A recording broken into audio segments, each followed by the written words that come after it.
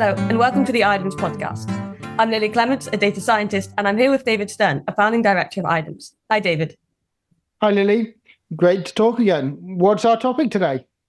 I thought we could talk about data literacy today and these kind of different skills. There's a lot of courses that we work on at IDEMS, as you definitely know. And I thought that we could dig into these courses. And I suppose that there's a lot of courses out there already on data.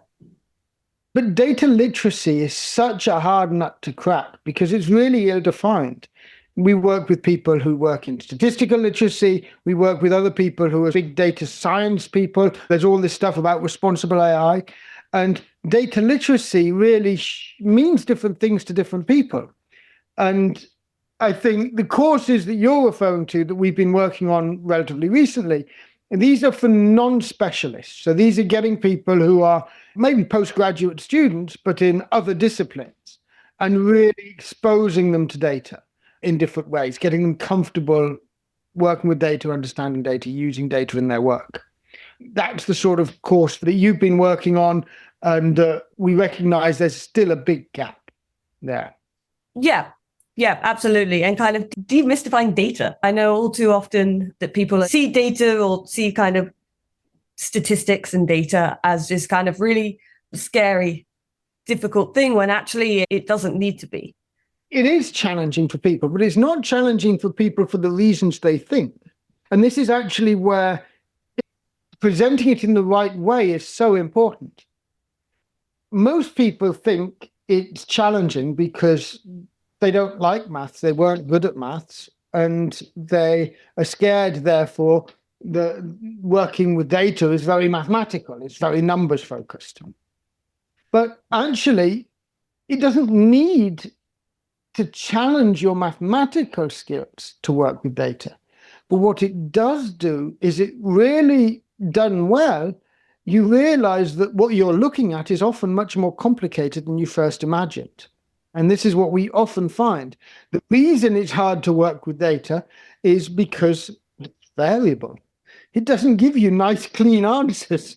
Mathematics is all clean. It's black and white. There's certainty. Yep. Whereas what makes data so hard is the variability. That's the heart of why it's so hard to work with it.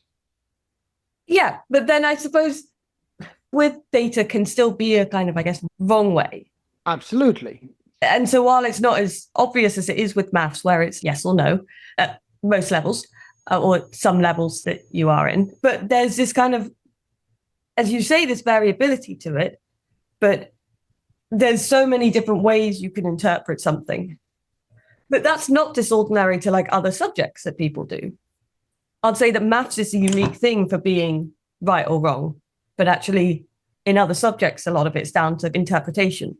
And you use frameworks to understand where, of course, data has a mathematical, if you want, foundation in many ways, is there are certain things where you can tell the difference between things which are demonstrably right or wrong in certain ways.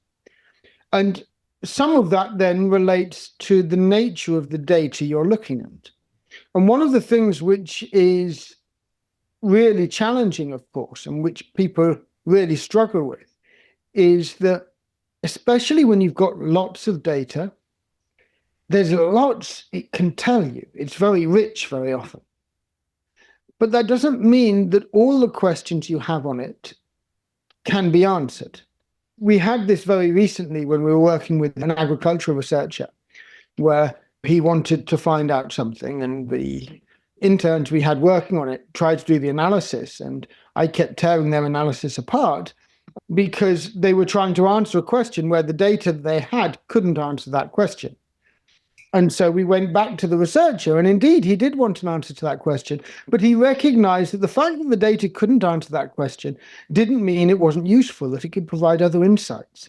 And so he could reformulate the question, and most importantly in that particular case, it could enable him to actually get information which could be conveyed back to the people who gave the data, where the data originated from, to ask them questions, to interact with them, to have qualitative follow-ups. because he knew there were these rich stories behind the anomalies that we were observing in the data, where the information we had couldn't possibly capture that. I'll give you a couple of them. There were these anomalies where they were looking at animals which were being fattened up to be sold off. Okay. And there were some animals that were fattened up a lot, but they made no profit. And there were other animals where they didn't fatten up much at all, but they made really large profit. And if you just have that data, it really doesn't make much sense. But if you ask him, he said, oh, yeah, no, we talked with some of the farmers. And some of the farmers, they sold the animal back to the household because they then wanted to eat it. Of course, there was no money exchange. There was no profit in that sense. But the animal that had now been fattened up was now consumed by the household and sold back to the household. I see. In another case, oh, yes, some of the farmers, they sold it just near this big festival. The prices were sky high. Ah. And of course, these differences, that information wasn't in the data. There's no way to exactly know that in the data that was there. We only had the sort of data on how much weight the animal had gained over a certain period, over a number of days, and the price at which it was bought and the price at which it was sold, and therefore the price difference. And so these real world contexts within which they're living, understanding that, and when you start telling those stories, these things are obvious. This is life. This is exactly what you'd expect from life in whatever environment you're living in, different ways. And so the data is not wrong. It's just you can't always interpret it without additional information. And the more data you have, I do this whenever I'm at the supermarket and I don't have a reward card.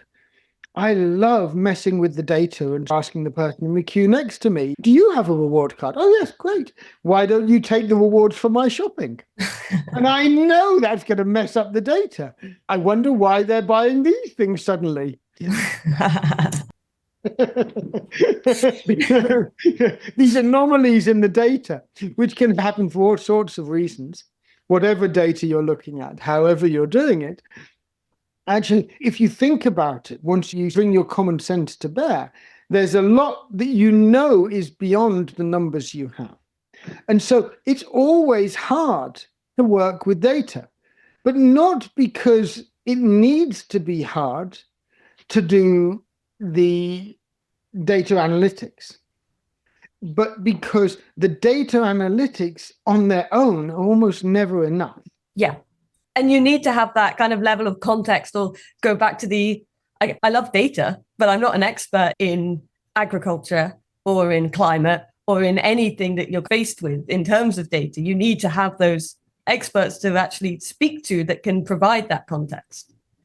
Exactly. The example of the supermarket data, which I think is so great, because I don't know if people realize this, but people have had reward cards for a long time in the UK and in other parts of the world as well, but the UK. But actually, this supermarket data, this was one of the really big areas of advances in terms of data science, going beyond statistics. Having these really big data sets and doing data analytics on these big data sets of trends in different ways, so you could figure out what you needed to stock, what were people buying and why and where. It's a fantastic, as somebody who's interested in data science, this is fantastic data. It's so exciting in all sorts of different ways. Why do you think you get reductions if you actually give a coupon? Because you're giving information, you're giving data, which is really valuable to help supermarkets run more effectively and more efficiently. It does make me slightly perverse to then love messing up the data.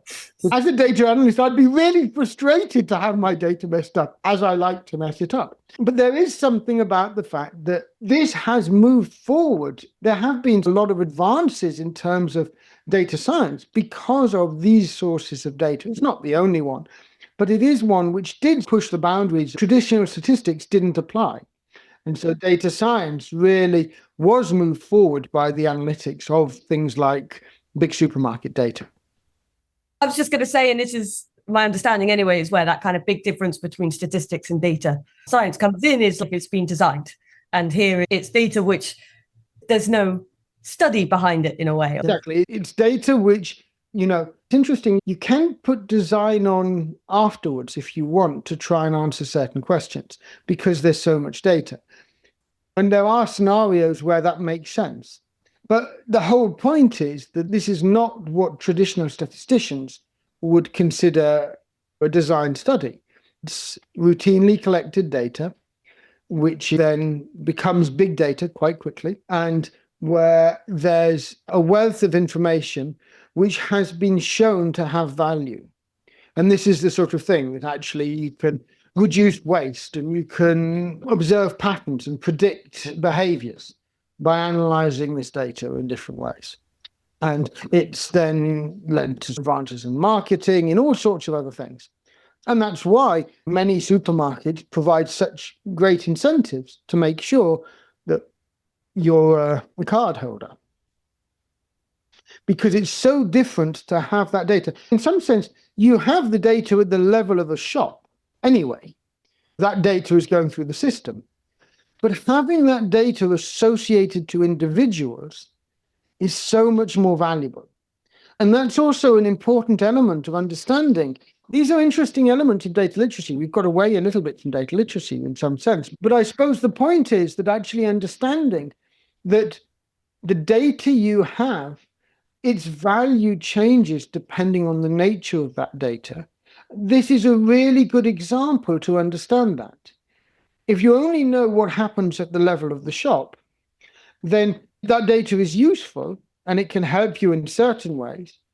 But if you can now track that to individuals, so you understand the individual behavior within that data, then you can also understand patterns about which shops are they going to. Would it matter if, let's say, you shut down one of your convenience stores or if you opened another one? These are sort of things where unless you have the individual data, it's much harder to have some of those things because you don't have those individual patterns in the same way. There's all sorts of advantages to being able to actually get the individual behavior. And actually, some of the other work, George well, he did his first episode. He told me. Yeah. So his work is really also related to this element that you have these complex systems and being able to model individual insects or individuals within a system is really important. So this is also about that from the flip side of understanding the data. If you have the data on the individuals more than just at a higher level, your understanding is totally different and you can then modify behavior in ways which are much better. When I say better, it's a difficult word because better for who? It's a difficult question. But the sort of modeling he does is really related to this sort of multi-level aspect of that.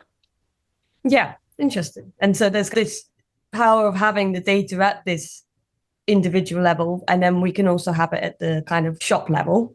Yeah. And then I guess across all the shops or the region level. Yeah. You might have all the shops that relate to a particular distribution point.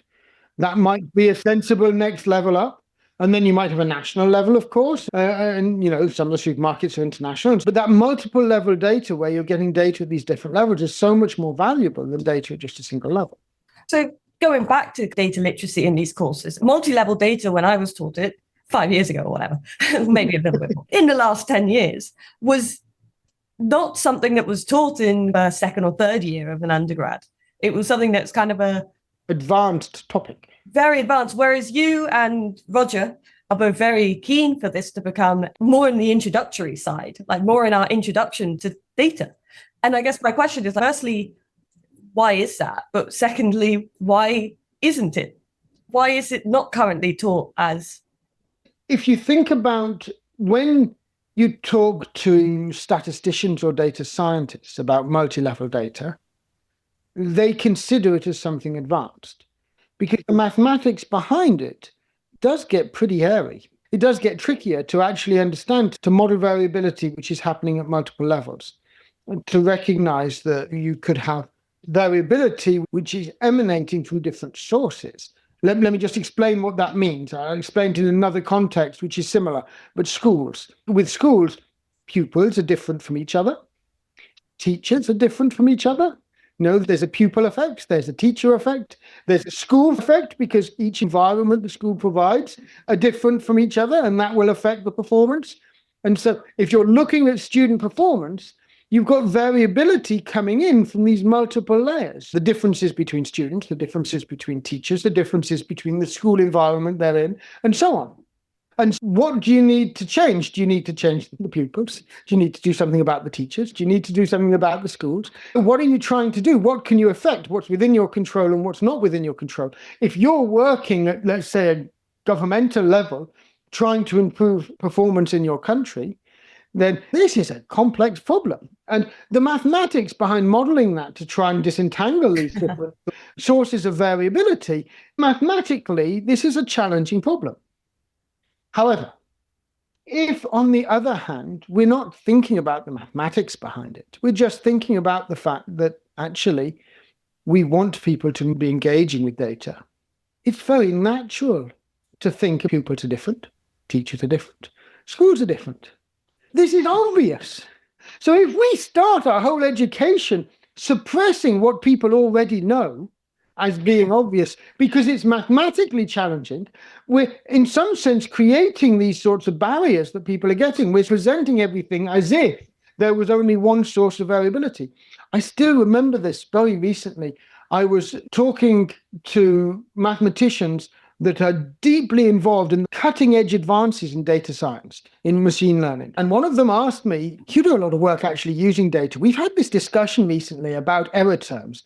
We broadly agreed that because of the maths of what we're doing, we're just going to have one error term.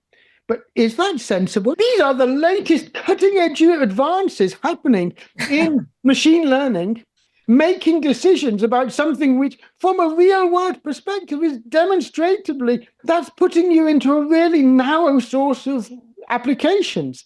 Most applications have multiple variability at multiple levels, and therefore multiple error terms. And yet, some of these people at the forefront of data science and machine learning, they are making decisions to just focus on the mathematics of single error term systems, because that's what's doable, that's what's achievable for them. But it's only applicable in very small, very narrow contexts. This is not about those advances. We don't need the most advanced stuff for most people. Now, don't get me wrong. I'm really excited by the advances happening. I mean, how could I not be? They're going into algebraic geometry. They're into my fields. But most people engaging with data don't need to worry about the cutting edge stuff. They need to come back and they need to understand that actually data is not a big scary thing. It's everything around us. It's something where variability and understanding where variability is coming from, where there's, in some sense, variability which can be accounted for and therefore maybe even affected by interventions or by doing things differently. And where there's variability which is just natural, and that's something you just have to accept and live with. And so being able to distinguish between these and to actually build our knowledge up, not trying to live in certainty, because that's another thing which leads to sometimes quite extreme views, because we're very confident and certain about what we know. Whereas the more you see data in the world, the more you recognize that there's a whole range of different things. There's natural variability alongside variability which can be affected by what interventions we put in place. I don't feel I'm explaining this very well, but the key is, if we could get elements of, I believe, this data literacy more widely to a much wider population, then I believe it would really help people in their decision making, in understanding the sort of difficult things they are studying, or if they're in research, or just living with and part of it just in their daily lives. I feel it is something which could really help. I believe data literacy is one of the biggest challenges of our time, to get it so that people can understand the difference between what we can know and what we can't know, because almost all our knowledge in the world today is determined by data in some form or another. And so this is central to our societies. And yet the levels of data literacy generally, even specialists in other areas, tend to be relatively low. I'll just give a few simple examples. Yeah, please. We work with expert researchers in agriculture and in the social sciences. And they are often very comfortable using what are considered some quite advanced statistical techniques. But when it comes to interpreting them, their interpretation is often limited to just whether or not this is something which has a proven effect or not, is statistically significant or not. That's a level of literacy which is already, compared to the sort of general population, pretty advanced. But it's really interesting that amongst those researchers, when digging in and discussing with them, what does statistical literacy actually mean to you? Statistical significance, what does statistical significance actually mean to you? Statistical significance is what means that the effect that they've observed is real, and that's true. But another way of framing it, which I think they don't recognize, is that the data that you have is sufficient to show that the effect that you have observed is real. And so really, fundamentally, the only question it's really answering is whether or not you have enough data to show that this difference is likely to be real. And why is that important? That's really important because in many of these contexts, they're now entering into situations where they have access to lots of data, where they can do things at a bigger scale. And the question of whether it's statistically significant or not becomes less important if you have a big study, if you have lots of data. There's other questions which become more important than statistical significance. And what you're wanting to then do is you want to then dig into understanding the data that you're looking at. And so data visualization becomes a much more important tool in your arsenal. And this is something where understanding that because so much of the training has been about scenarios where you have very little data, a lot of the research we look at is born, the methods are born in contexts where we don't have enough data. I like to talk about data scarcity. The era of data scarcity is where a lot of the research methods that are being used for research all over the world, and this is what's expected by journals and academic publishers. That's absolutely valid, but it's putting so much emphasis on asking the question, do we have enough data? Whereas actually in the world we live in now, we're entering this amazing world of data abundance. And what that does for the research questions, what that could do for research is immense. But it would require a whole set of literacy, data literacy, to be shared at all levels of our academic sort of infrastructure, from the publishers all the way down. Because if the publishers are only publishing things which relate to statistical significance, then they've not understood. Of course, if you've got lots of data, then you're going to get statistical significance, but that's not what's important. And so actually being able to have deep data literacy where you're understanding what you can learn from data in different ways, in different contexts, when you have more data, when you have less data, when you're able to design a study, when you're not able to design a study. This is what's so important, and it's not that difficult, because very simply, there's only one way to actually get evidence of causation, and that is to have an experimental design where you can be confident the only source that it would explain the variability observed is the treatment, and therefore the difference that you put in. And then you can genuinely say, yes, we have evidence that this difference causes this effect. And so you can actually determine causation. If you don't have experimental design to support that and to enable that, then you can hypothesize causation, you can do all sorts of other things, but you can't actually determine it. And this is where, if we actually dig into this, and it's not so difficult, there's some simple principles. Instead of focusing on the calculations behind it, those aren't important. What we need to think about and what we need to get towards is what are the principles? And this is where I think thinking about data literacy in terms of building understanding of some of the principles of how we work with data, some of the skills you can gain when you're observing data. This is something I believe this can be done at a much bigger scale than it's currently being done. And I would love it if we could actually build from the work you've already started. And I know this is something you're passionate about, so I'm preaching to the choir here. I'm conscious that you've started trying to build this. And I think you've been surprised when you've actually got into sort of building some of these courses at what's needed, what's useful, and how people are reacting to it. Yeah, no, absolutely. Yeah, very surprised at I guess just surprised. And this kind of goes back to the start when I said about it being, I didn't say simple. I didn't say simple. But what I said at the start about it not being hard, not being as hard as you think it's going to be. Because actually, when you strip away all of this kind of p-values and calculations and, okay, which kind of ANOVA do I use? When you strip away all of that, it's actually just a simple question. When it's about, okay, well, I've got this data, so let's just go through it. Then you can, I'm not phrasing this very well.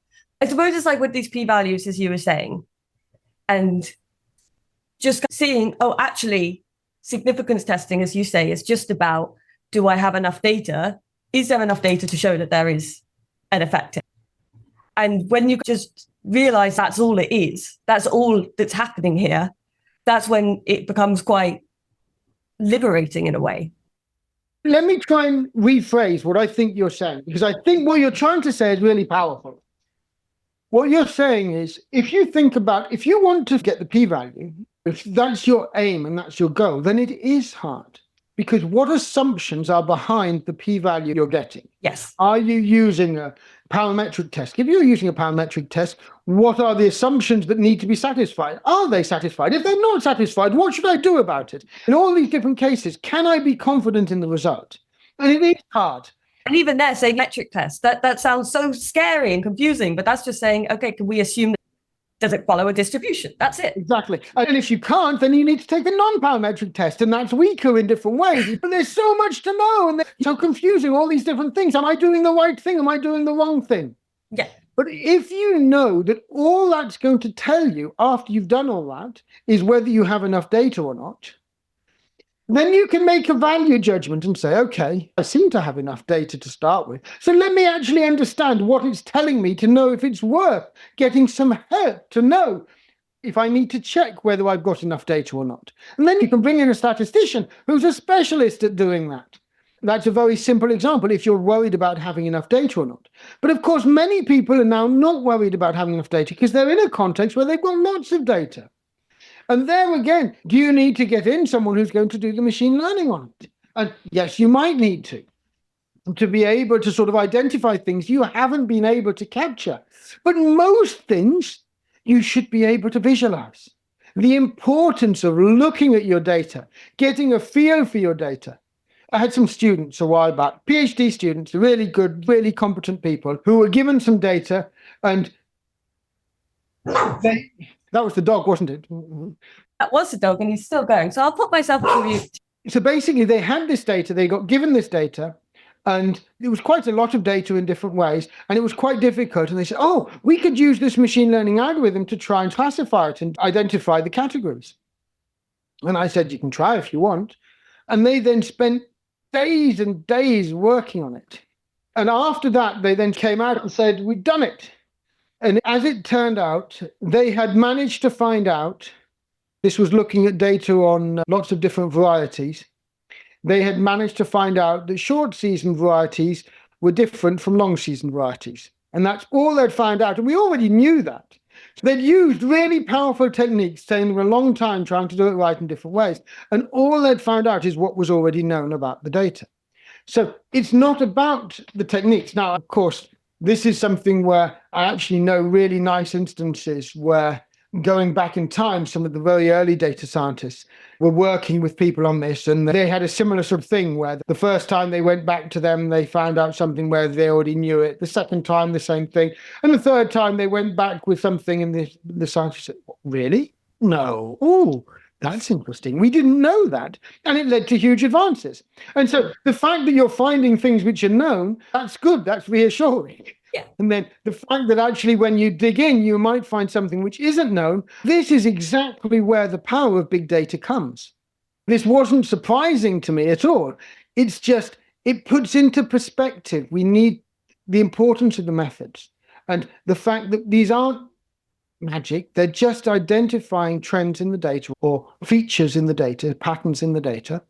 And we need people to recognize and value them for what they are, which are extremely powerful tools, which can really help, but where we should have non-specialists able to interact and understand what the data is actually able to tell us or not, even if they don't know which test do I actually have to use to be confident that I have enough data to be sure that what I'm observing is really happening. That you don't need, that can get hard. Yeah. And so that can be passed on. Similarly, elements of the deep machine learning with big amounts of data can be passed on when you're doing it with lots of data. But the understanding that what all you're doing there really is trying to find the patterns and the structure in the data. And so actually looking for patterns and structure in smaller data sets, even in subsets of big data, and being able to see, is this sensible? Is this what we're looking for? That's the data literacy everybody should be having at their fingertips. And data is so abundant nowadays. This should be almost a universal skill. And I guess the thing I'd like to finish on is I want to shout out to New Zealand. I was wondering when New Zealand was going to come in. I jotted this one down. Of course. New Zealand is the one country that I know have now for, I believe it's almost 20 years. It's certainly over 15 years. They've had, from the first year of primary right the way through school, a whole separate curriculum on data. And don't get me wrong, implementation has not been perfect, and they've learned from this, but they are way ahead of anyone else I know on trying to get this embedded in the population at scale. And in doing that, they've made decisions which, when I first heard them, I thought were ridiculous. And the more I've learned and the more I've seen, I've come to appreciate them. I still don't agree necessarily with all of them, but I see why they've taken the decisions they've done, and I think it's inspirational. It's so exciting. I really want to learn more about that, and I wish more countries would be looking to New Zealand to see how can we change our curriculums at school to make data literacy its own thing right the way through schooling. I was going to ask it as a question, but then I thought this probably warrants its own podcast. Is data maths still how things are going? That has to be another episode. Yes. We can't do that in this one, because if you get me started on that, that's going to be a whole other episode. But let's do that. Let's do that episode. That episode will come out shortly. I look forward to that, because it's one that I've got a really ambitious idea on this. So I'm going to present that in another episode. Perfect. I'm itching to do that now, but we're out of time. We're out. Thank you very much, David. Thank you.